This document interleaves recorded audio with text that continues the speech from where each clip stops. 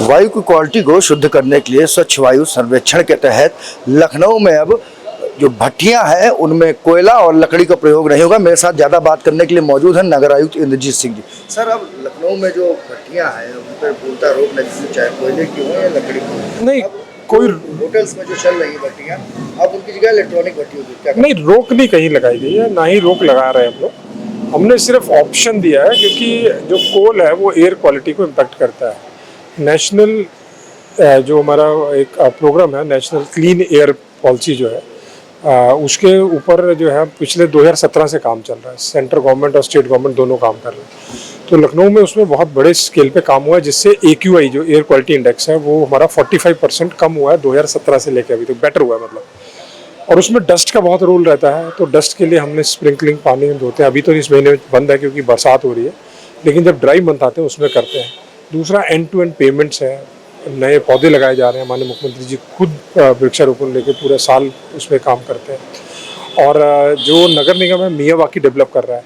फिर टेरी ने हमें सजेस्ट किया कि लखनऊ में 3000 से ऊपर कोल की भट्टियाँ हैं।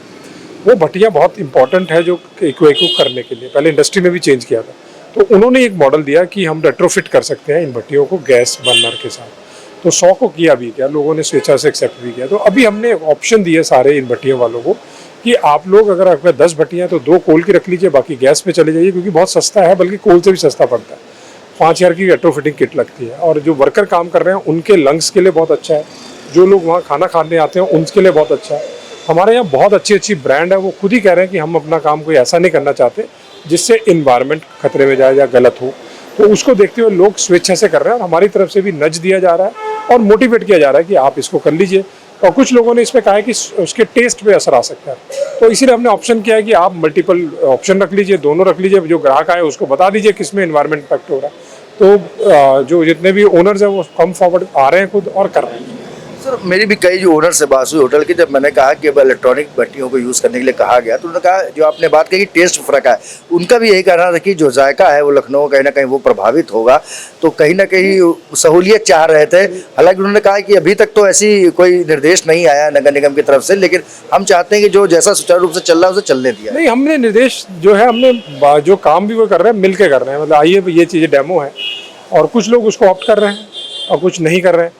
लेकिन जो बेस्ट वे जो उसका जो दिख रहा है इस सिनारियो में कि दोनों ऑप्शन रख के चले, क्योंकि जो ग्राहक भी आ रहे हैं जो वो भी इसको लेके बड़े सेंसिटिव है कि कोई भी उनके जो काम से कहीं इन्वायरमेंट को नुकसान ना हो।